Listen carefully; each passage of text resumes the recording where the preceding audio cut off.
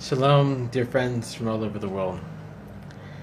What a wonderful few weeks it's been since I released my Sfarim, my books, and the response has been unbelievable. We've sold even the last 2 days 100 books. So I want to speak about specifically this book, Chassidus, Kabbalah, and Meditation. Now, I know a lot of you have returned to Judaism, become Balei Tshuvas, a lot through the spiritual teachings of Torah, some through Kabbalah, because you needed a huge awakening in your life to think about Hashem and to accept the Torah. You needed something deeper than the average Jew might need. You needed something spiritually to speak to your heart. And so I wanted to discuss what's in this book, so you don't hesitate any longer to get a copy. I have to tell you, over the years, it's been invaluable, the works of Rav Aryeh Kaplan when it came to spirituality and Kabbalah. And the most difficult thing about going through Rav Aryeh Kaplan's books is that, when you finish his books and you finish his books, where do you go next? Because he's not alive. What would Rav Aryeh Kaplan write in his next sefer? And so I had that in mind when I wrote this sefer. What would Rav Kaplan do if he was alive? Where would he go with his teaching of Kabbalah? And this was my impression of what he would say and how he would teach. Whether it's correct or not, let you form your own opinion. But all I know is that these books have been invaluable to our library, our Jewish libraries, and I felt I needed to give the world something, the next level, on what to read. And that's where this book came into play. So what is in this book? As you know from his book on Jewish meditation, Rav Kaplan attempted to try to take from the other books, how in Lamaisa, how can we actually go and meditate and come closer to Hashem and have like an inner peacefulness and connect to the Kabbalah. So he went through that a little bit, but we need more. So let me tell you what's in this book. So start with the index, and we'll just read through the index a little bit. So most rabbis that go and they teach about Kabbalah, they go, they dig right into the spheros, the worlds. In this book, how do I say this? I actually discourage a lot of Kabbalah use, and I encourage people to learn the Tanakh, Mishnah, and the Talmud. And I constantly speak about how that is the foundation for Torah, and before you do Kabbalah and really get into Kabbalah, you need to do that. So within this book, I'm trying to light up your fire to go and learn very practical things and put your emphasis on that. So I think that's very unique. I don't find that in other books. We have a beautiful introduction from Rev Peretz Arbach, who's a Kabbalist in the Old City. So I speak about how Rabbi Nachman says that a way to enter the Pardes and the gates in Shemayim is through stories of tzaddikim. This is like a shortcut into the other world, into the upper worlds. If you read a good story of a tzaddik and how he overcame everything in his life to serve God and the difficulties, and this brings you a tremendous light and excitement, the vekis, that you're going to go and want to come close to God. So I speak a lot about that. I speak about balance. How many Kabbalah books are speaking about how important it is to go and be a balanced person? We don't want to be extreme in our Kabbalah learning. We want to have balance. That's what God wants from us. He doesn't want us to be a bunch of wizards and witches. That's not what Kabbalah is about. I speak about the importance of humility. That when the students came to the Kabbalah schools and they wanted to learn Kabbalah, the first thing they were asked is, do you have humility? If you taste something sweet or you taste something bitter, are you static? Is it the same to you? If someone praises you or insults you, is it the same, or do you feel that pride? The most important thing in Kabbalah is humility. People make mistake. They learn Kabbalah, they practice Kabbalah in order for their own enlightenment. Now that's part of it. That we want enlightenment, but you're fixing worlds. This is about humility and bringing a tikkun.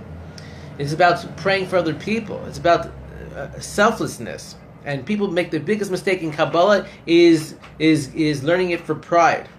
So this Kabbalah book is teaching you humility. It's emphasizing humility. It's emphasizing kindness. It's emphasizing the importance of joy. Without joy, it talks about a chapter of music. Without joy in music, the prophets weren't able to ascend to heaven. They did it through instruments. David HaMelech, they went to the fields. They played songs. They were musicians. They were artists. I speak about a clarity of what Chassidus is really about. Chassidus is bringing the light of Kabbalah down to every person in a practical way. I speak about Rabbi Nachman's method of his Bodhidus meditation. I talk about mindfulness. There's a method of mindfulness meditation that helps a person. A lot of people today, they have a lot of anxiety and stress. Mindfulness helps a person to observe themselves from outside their physicality and look with a truthful eye at themselves. So I take the teachings from the Arizal and other teachings, and I put it inside a method of mindfulness that I've created with my studies. I have a chapter on eating with kavanah, the importance of eating. People don't realize that most of the sins a person does is because they don't eat properly. If you eat properly, then the klipa, the negative forces, have no hold on you. I'll just add this in the topic that if you say you're going to eat dinner, you put it on a plate what you want, then go and slide a little bit back off and put it back into the pot or the container. If you eat just a little bit less, that's like a sum. That's like a fast. It's purifying it's taking you away from physicality, giving you spirituality. You can do so much when you're eating. People go and they emphasize the bracha before eating, but the bracha after eating is the raisa. It's so important to do it with kavanah. So we have next chapter 10, the 4 elements: fire, water, air, and earth. Now you have in Kabbalah books where people will go and discuss these elements, but never before where I kind of take everything from the Tanya, from Rabbi Nachman, from other sources in Kabbalah, and I put it all in one place where you're going to understand each element and how it relates to you. And then I speak about understanding the person's name, all the secrets of a name. The rabbis, you go to a rabbi, how does he know everything about you from your name? I teach you personally how to do that, how to understand your name, your soul root. You don't have to go to some great Kabbalist. It's in the book. You'll become. It's like this is. I was joking with my wife. I told her I'm making all these little Reb Moshes. This is around the world. This is a manual on how to be a little Kabbalist. This is what this book is. I speak about the 5 levels of the soul. I speak about fear of God and how to actually visualize the name of Hashem in black fire. In white fire, the secrets of this, and how you personally can do this, and in what ways it can draw down certain levels of blessing from the heavens with the different colors of light that you can imagine, and going through the different spheros, and I explain the spheros. Speak about the secrets of Yud Kei Vav Kei. Never before has this been in English, where I actually speak of what Nekuda, Segel, you put or A, I, what underneath the letters or above the letters you can imagine they'll actually bring a certain type of effect and open up a certain gate in the heavens for you. There's names that can remove anxiety, that can bring peace, and so I teach you not only is the name Yud Kei Vav Kei, Hashem's name, something to meditate upon, but there's actually ways to specifically draw down certain energies from the name. So this is endless. What I put in there is never before in English, and even in Hebrew, it's only in very select books that you can't even find on the shelf. So only these are things that are not even known to a lot of people who study the Kabbalah. It was taught to me in Tzfat. spent 9 years in Tzfat.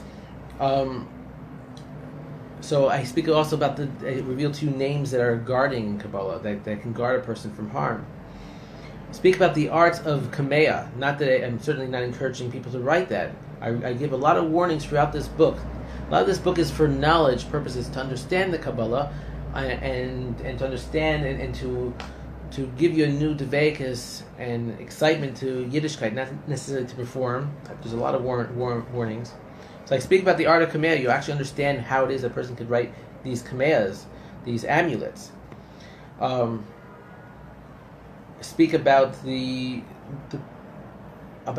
letters when you're praying, and how you can connect better to the holiness of the letters themselves, and draw them out in the methods of the Baal Shem Tov.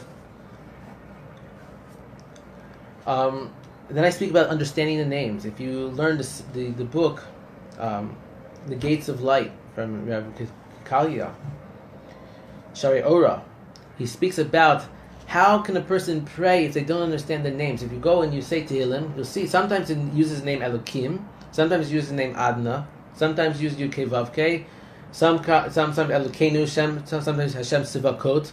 And he says, how can a person pray when these are like the keys to all the doors in the heavens? If you understand where you're directing your prayers, into what aspects that prayer is trying to draw, then the gates open for you. So he's wonderful sefer, and I, instead of reading that entire sefer, I've taken the highlights of it, and I explained to you all the names of Hashem, the main names, and where they're drawing light.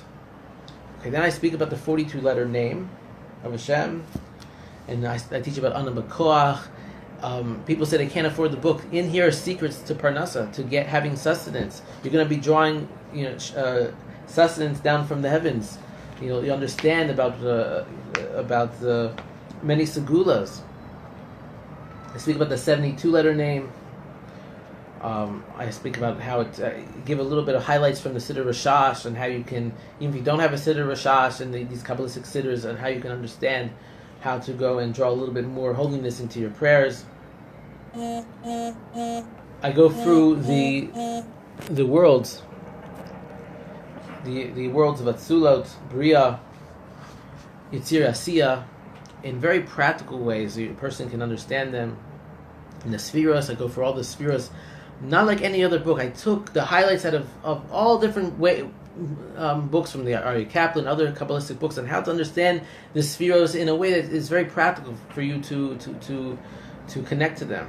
I speak about the incense, the karbonos, and how you can meditate upon this, and this brings sustenance down in ways that have not been gathered in one book. All the secrets of this. Speak about different holy combinations that you see in different Kabbalistic books or Siddurim. I explain them. I explain about the idea of Miloi, of drawing out a name, that you have a name like the letter Yud is, you can see it as Yud, and you can also see it as Yud Vav Dalet being spelled out. That gets you to the shorish, the root and essence of this Kabbalistic this letter. All the world was created by the Hebrew alphabet, and all of it is light. So I explain how to draw out that light when you're praying, and what this idea of Miloi is. You can read many Kabbalistic books that speak about Miloi, but I'm actually teaching you how to, in a practical way, and it's a harmless way, to go and connect to the letters of the Hebrew alphabet in very high levels. I speak about the Malachim and the angels. I've written in English the first time these names for reference, not for practice, to give people a little bit of understanding of this. We speak about astrology and Mazel, just a touch, not too much. We go into the different levels of Gematria and Atbash. There's a chapter on the book of Zohar explaining how important this work is in Kabbalah, and what it can do for a person. It says that one word of the Zohar is worth many pages of Talmud. Sometimes it's misunderstood. People think, okay, well, I don't have to learn Talmud then. That's not the case. Remember, everything here is written with balance. This is a Kabbalistic book with balance, with haskamas from great rabbis. It's not just thrown out there.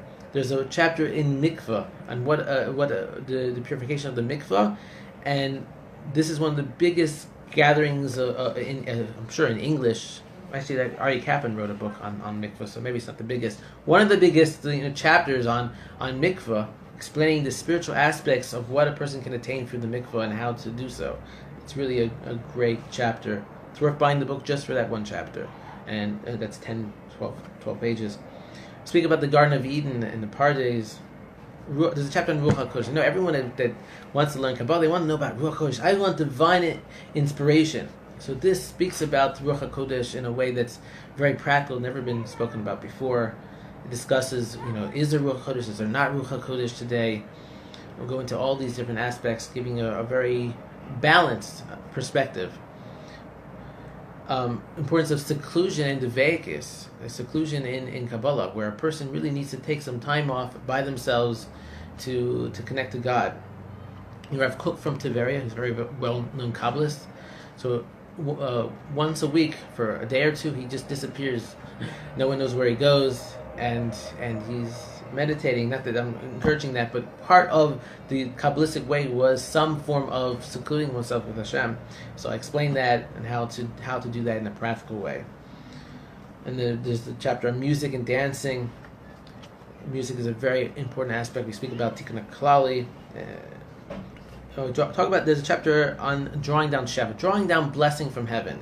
It's not enough to just go and teach the Kabbalah. The idea is, what is this idea of making a tikkun? What's this idea of drawing down Shefa? How can I draw down Shefa? We are a vehicle. We are a Kabbalistic structure. We are, the head is Keter, the Chachma Bina, the arms Chesed Gevura. So we are like a microcosm of the spheres above. So I speak in a practical way on how to draw down Shefa when you're making blessings, when you're doing the mitzvos. So this is spoken about in ways that have never been revealed before. Then there's actual meditations that I've written on waking up in the morning, on looking at the sky.